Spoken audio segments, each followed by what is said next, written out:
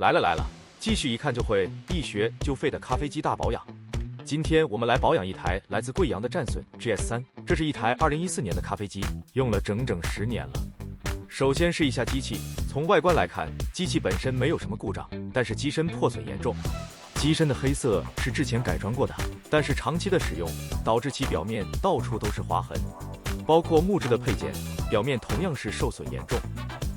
冲煮头拨杆碰掉了一块，而且整根拨杆都是松动的。蒸汽拨杆虽然功能没有问题，但是回弹很慢，拨回去的时候拨杆依旧是松动的。4个底角丢了3个，剩的唯一一个还是歪的。背板的表面黑漆磨损的也十分严重。接下来我们对这台用了10年的战损 GS3 进行保养加翻新。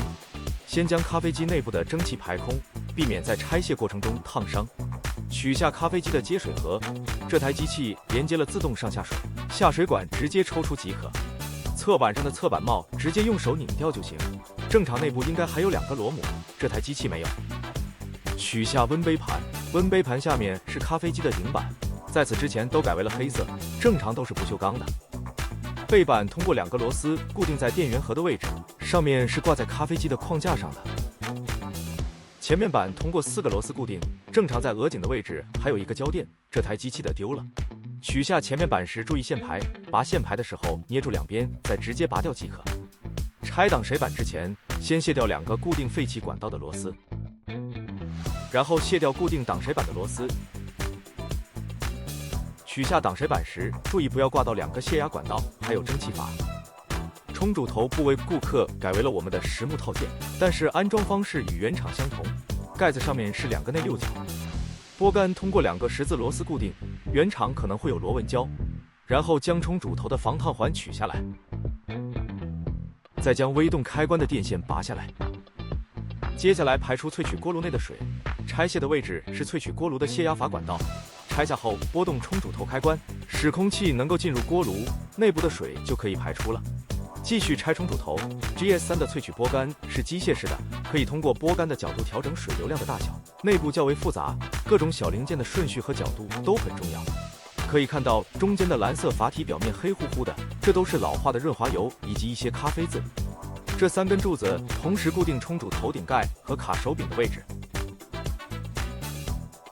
原本的冲煮头盖子密封胶圈应该是泄漏过，之前保养的时候直接加了一层生料袋就直接继续用了，正常一定要更换才行。接下来排空蒸汽锅炉的水，排水阀位置有一个堵头，用手直接拧开就行。然后接上水管，打开排水阀，蒸汽锅炉就会开始正常排水。排水完毕后，开始拆2个压力表，先将2个压力表连接在锅炉的那一端拆掉，然后再拆除表座的固定螺丝。这个螺丝同时也固定着萃取锅炉，2个压力表连同表座便可以一同取下。接下来是蒸汽阀，需要拆除后端的管道、框架上的固定螺丝，还有固定蒸汽棒的螺丝。全部拆除后，便可以将蒸汽棒连同蒸汽阀一同拆下来了。拆除泵的进水管道和出水管道，进水管连接着自动上水，出水管连接在混合阀的位置。拔掉连接在锅炉上的电线部分，这个是萃取锅炉的温感探针，过热保护。正常加热体的电线是通过热缩管进行绝缘的，而这台机器用的是电胶布。保养完毕后要重新进行绝缘处理。然后再将蒸汽锅炉的电线也进行拆卸，电线保护套严重老化，保养完成后也要进行更换。这边有2个电磁阀，左边是混合阀，控制冷热水的混合，右边是上水电磁阀，控制2个锅炉的上水。注意上水电磁阀上端还有一个堵头。将萃取锅炉的上水管道拆除，接下来便可以拆卸萃取锅炉了。通过4个螺丝固定在咖啡机的框架上，左上角的固定螺丝在之前拆卸压力表的时候已经拆掉了。而后便可以将萃取锅炉整个取下来了，注意不要刮到管线。热水棒的固定和蒸汽棒相同，下端是块插头，直接拔掉即可。将连接蒸汽锅炉的管道依次都拆除掉，将上水电磁阀的管道取下，然后就可以拆卸蒸汽锅炉的了。蒸汽锅炉也是通过4个螺丝固定在框架上，下面2个螺丝的位置比较刁钻，需要合适的工具。取下锅炉的时候同样要小心，不要刮到电线和管道。最后再将混合阀从咖啡机上拆下来。接下来开始进行详细的分解。蒸汽锅炉的过热保护额定温度是140度，当温度高于140度时便会自动断电。取下锅炉表面的保温棉，保温棉已经老化的十分严重了，保养完毕要进行更换。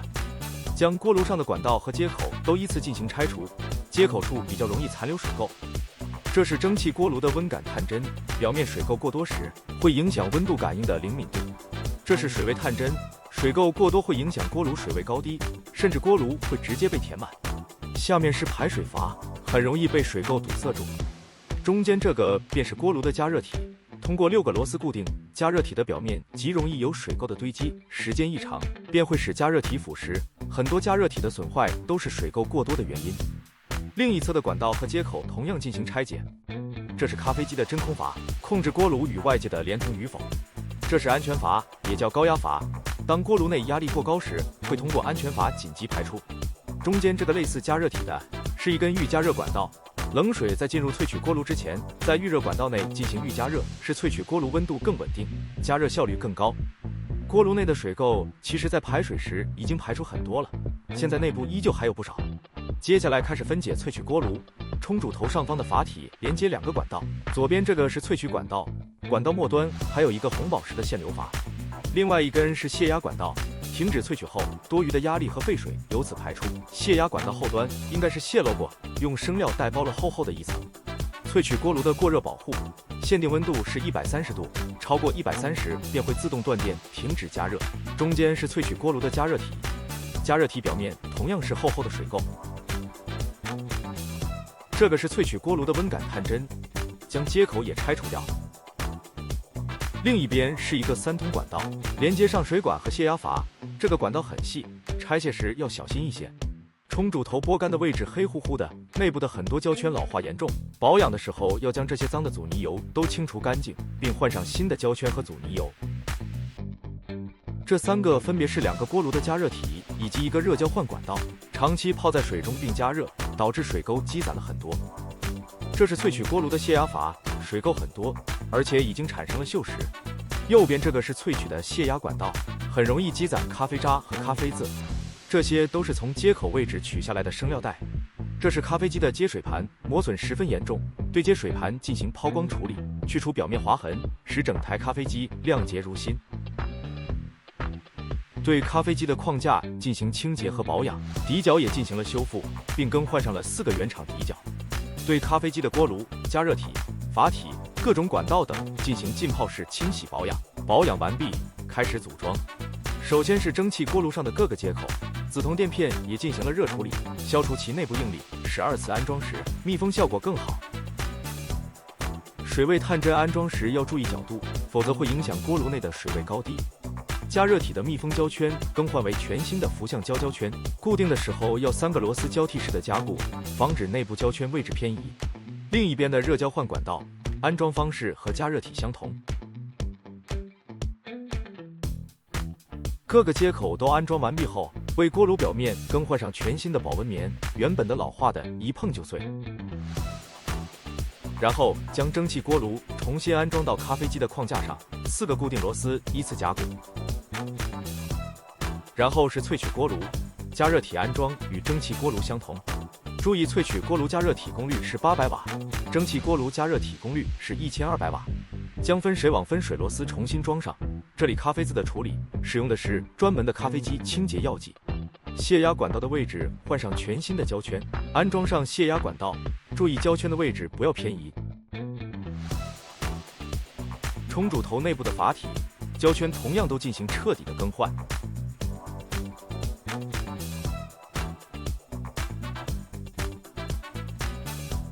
将萃取管道安装到阀体上，注意管道的角度，否则会无法装到咖啡机上。将阀体装回原位，并固定上泄压管道。冲煮头盖子的密封胶圈进行更换，将其与卡手柄的位置一同进行安装。注意加固螺丝的时候要交替式的加固，密封效果更好。冲煮头的阀芯处理干净，并加上新的阻尼油后，重新装回原位。最后再将泄压管道固定上，便可以将萃取锅炉装到咖啡机上了。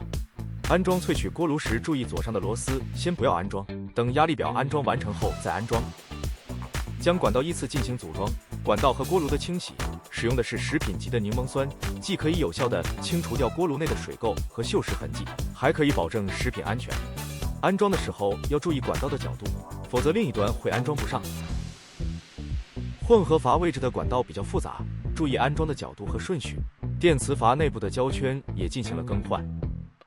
对各个管道的接口进行加固，加固的时候注意力度，太用力容易造成黄铜螺丝开裂，太轻则容易漏水，而且尽量要使用2个扳手进行加固，否则容易把管道拧变形。然后将2个电磁阀装回原位，注意不要装错了。这台机器之前机主自己进行过标记。电磁阀的作用是通过电流控制管道的通断，电控程度越高的咖啡机，电磁阀就越多。MP 版 GS3 只有2个电磁阀。接下来组装真空阀，真空阀属于易损件，内部的胶圈老化很容易造成漏气，继而影响蒸汽的功能。更换完胶圈后，将其重新装回到蒸汽锅炉上。这个是热水温度的调节轮盘，内部胶圈更换完毕后重新安装。这是安全阀，安装时注意角度，位置太高会导致接触到顶板。将泄压阀也装回原位，将热水棒重新固定上，下端插到混合阀上的快插接头即可。蒸汽这边，先将蒸汽棒固定在咖啡机的框架上，下端的管道先不要拧紧，再将蒸汽管道装回原位，同样先不要拧紧。这是蒸汽阀，内部胶圈老化严重，润滑油也几乎没有了，所以导致蒸汽阀的拨杆不回弹。换上全新的胶圈，并重新添加上阻尼油，再装回原位。安装蒸汽阀时要不停地调整位置，当各个管道和蒸汽阀的位置都固定好之后，再对每个螺丝进行加固。这是萃取的泄压管道，内部很容易残留咖啡渣和咖啡渍，清洁保养时要额外注意。安装时也要注意角度，下面的出水口要对准挡水板上的孔洞。接下来是压力表，先将压力表的表座装到咖啡机上，先不要将螺丝固定紧，再将2个压力表重新装上。注意连接在锅炉上的接口内部有一个小堵头，这是真空阀的排气管道，连接在真空阀的位置还要用尼龙扎带捆住。将上水管道重新装上，然后安装上2个锅炉的过热保护开关，过热保护跳起后会停止加热，将上面的红色按钮重新按下去，便可以恢复正常使用。将加热体的电线重新安装，并使用热缩管进行绝缘处理。电线插头的保护套已经老化脆化，这里将这些保护套都更换成全新的，并重新插回原位。2个温感探针安装时不要装错了，否则会影响咖啡机的使用。最后再将水泵的进水管道重新安装上，便可以安装外壳了。首先是挡水板，挡水板原本破损的漆面进行了重新的烤漆喷涂。将真空阀、安全阀的排气管道先固定到挡水板上，然后2个泄压阀和蒸汽拨杆对准挡水板的孔洞，将挡水板安装上，再将2个固定用的螺丝固定紧。这2个螺丝是固定排气管道的。接下来是前面板，同样重新进行了烤漆，将控制面板重新固定到前面板上，通过2个长螺丝固定。注意安装螺母前还有2个弹簧垫，作用是防止螺丝松动。将控制面板的线排插回原位，而后将前面板的上端挂到咖啡机的框架上。4个螺丝依次进行加固，并调整好2个压力表的位置。前面板固定完成后，便可以将固定压力表座的螺丝拧紧了。背板上的 logo 在烤漆的时候进行了拆除，现在重新装回，通过2个螺丝固定。注意背板上还有一层隔热棉，原本的同样老化严重，这里换为了全新的。抽出电源盒，把背板上端挂到框架上，下端插到电源盒里，再用螺丝进行加固。然后将顶板和温杯盘也重新装到咖啡机上。木质侧板同样进行了保养和修复，将其重新组装上。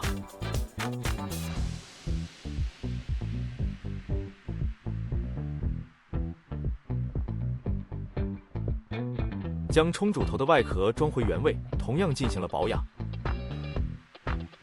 萃取拨杆破损的太严重了，这里直接更换为了一个全新的。最后就剩接水盒了，接水盒外壳内部加上双面胶，而后将塑料的内部装回到外壳里面。组装完之后，装上接水盘，再安装到咖啡机上。保养完毕，看看效果。